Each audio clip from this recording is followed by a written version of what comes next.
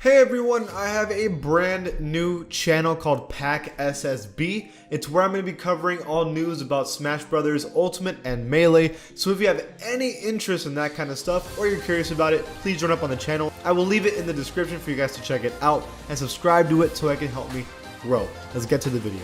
Que pasa to the pack? It is Pack here. Today's video, I'm looking at the ratings in NBA 2K23 and I'm going to give you, in my opinion, the 10 most underrated players in the game. These are players that after the postseason, after last season, I look at their ratings today and I'm like, yo, something is wrong here. This shouldn't be this low.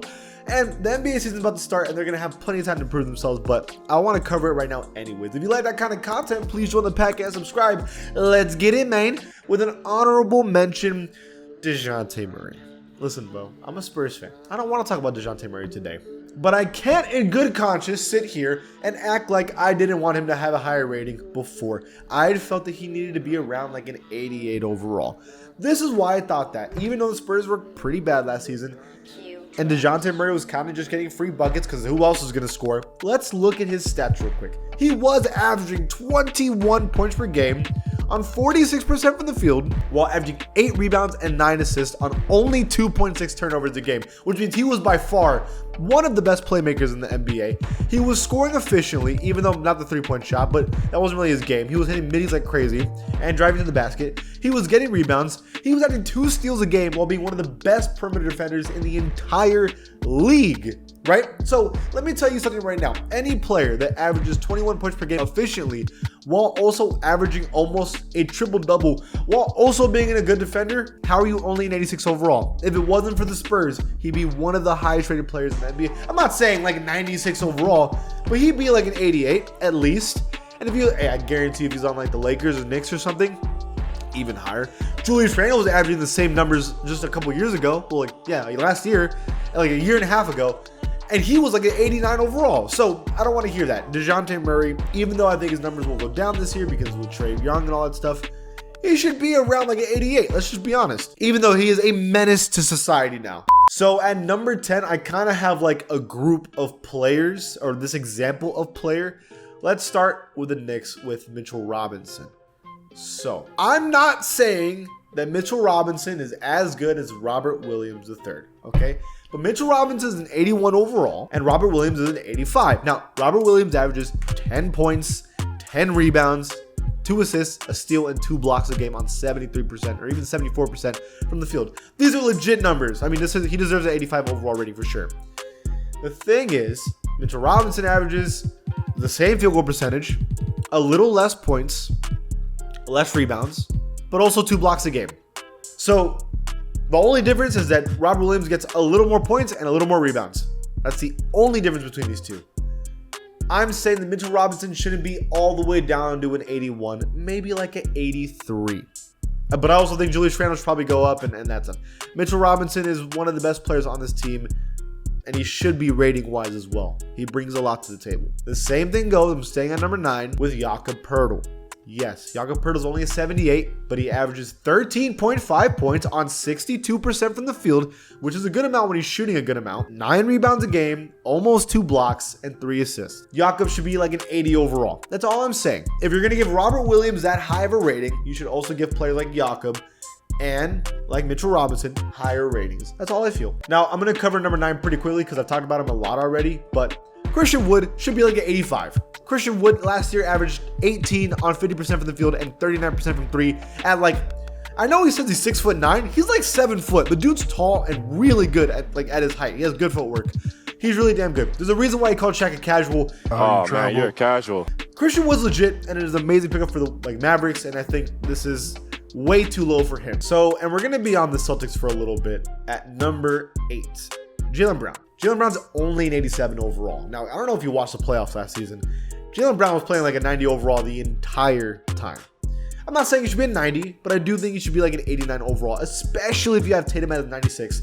Tatum averages 27 on 45% from the field. Brown averages 24 on 47% from the field, okay? Both are very aggressive players.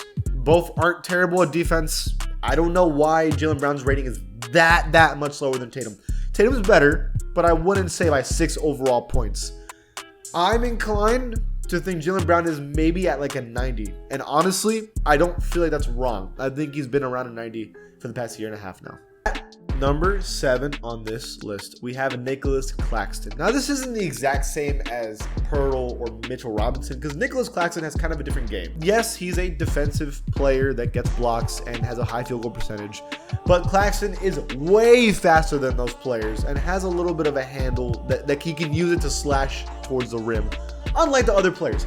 He doesn't get the same amount of rebounds or defensive stats, but I think he's actually a genuinely good player. And he also only plays like 20 minutes a game. So he plays way less minutes than the other players that I just mentioned, while still averaging pretty similar numbers.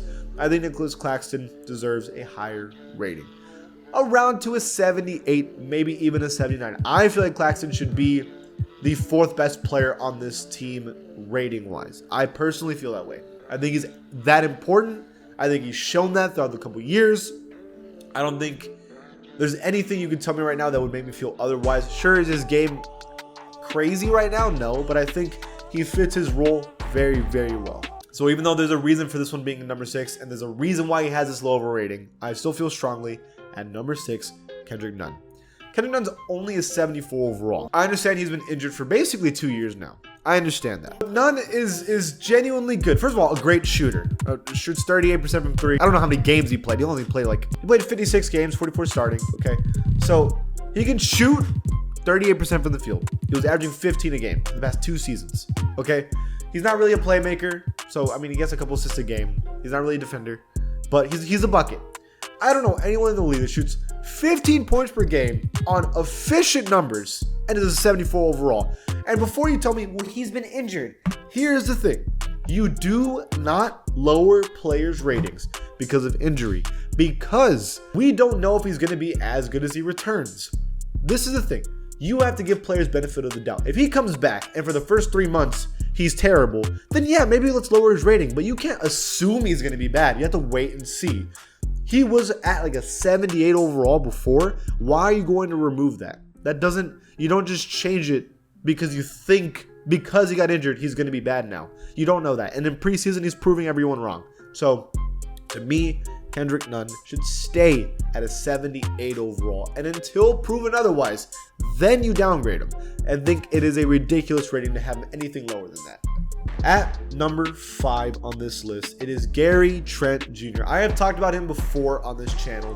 Gary Trent Jr., I need to remind you, averages 18 points a game, 41% from the field, which isn't good, but 38% from 3, which is solid, okay, and 2 steals. Gary Trent Jr. statistically is one of the best perimeter defenders in basketball, while averaging 18 a game. Here's the issue, right? Pascal, Scotty, Van Vliet, OG are all in the 80 overall club, and I think we can all agree that all 4 of these players are better than Gary Trent Jr.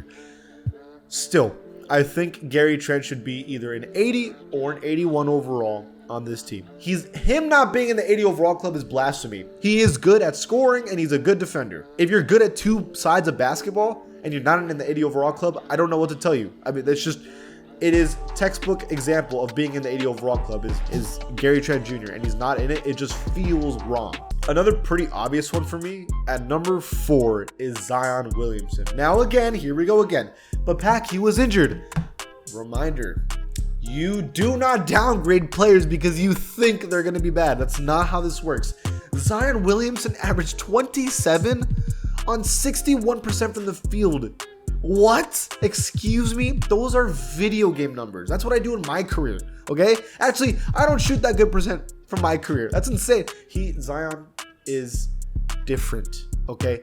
He's in the 90 overall club. You don't average 27 on 61% from the field. That's Shaq numbers. Do you understand? He's at least a 90 overall. And I guarantee you, if he keeps doing that this year, you have to raise it up to like a 92 or 3 because that's the numbers he's putting up, right? You give players ratings based off of what you've seen, not what you think you're going to see. That's not how this works.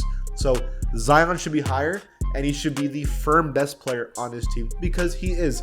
And this team is going to be nasty, by the way. Just to remind y'all, they have so much good talent. But Zion's too low. We're going to repeat what I've been saying. At number 3, Anthony Davis. Again, you do not downgrade players based off of what you think is going to happen. And before you think, well, Anthony Davis played last season, he played bad. Okay, eye test wise, I kind of agree with you. He was struggling a little bit. And the real reason is the 3-point field goal percentage. He was a terrible shooter last year. At 0.18% from 3 is pretty damn bad. So he's bad at one thing right now, which is 3-point shooting. But 53% from the field, 2.3 blocks, 10 rebounds on 23 points per game. He's a 92 minimum, probably 93. Is the 3-point shooting down? Yes. But besides that, everything else is dominant as it's always been. He is still one of the best. Literally 2 years ago, we thought he was in the conversation for being as good as LeBron on that championship team. Those are the conversations we were having. Even though he's been injured and he's slowed down a little bit, he hasn't gotten bad. He's not a bad player. And even though 90 overall is not a bad rating, he's still, as long as he can stay healthy, one of the best players in the NBA. And a 90 overall does not cut it for a player of his caliber. That's what I feel. At number 2 on this list, I think this is a no-brainer, Marcus Smart. When I watched the playoffs this year, or I guess last year, it's the same thing. Marcus Smart was the 3rd best player on the Celtics. He is defensive player of the year as a guard, which is rare, right?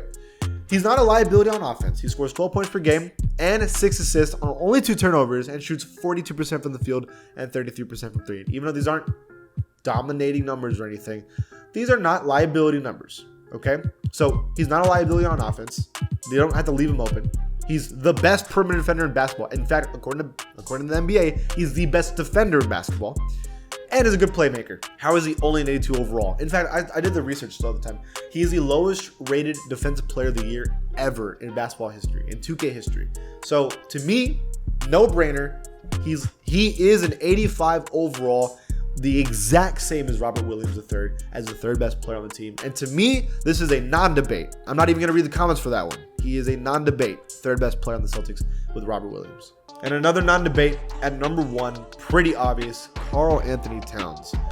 There's a lot of jokes about this guy because the joke is that he's soft. And I've heard these jokes before and I get it. When I watch him play, there's moments where I'm like, why are you not being aggressive enough? But then there's times where he is really aggressive. But personal opinion and emotion aside, statistically, he's in the 90 overall club. 25 points per game, 10 rebounds, 1 block and a steal, on 53% from the field and 41% from 3 as a big man. There's nothing more to say. There's nothing else you have to say about this man.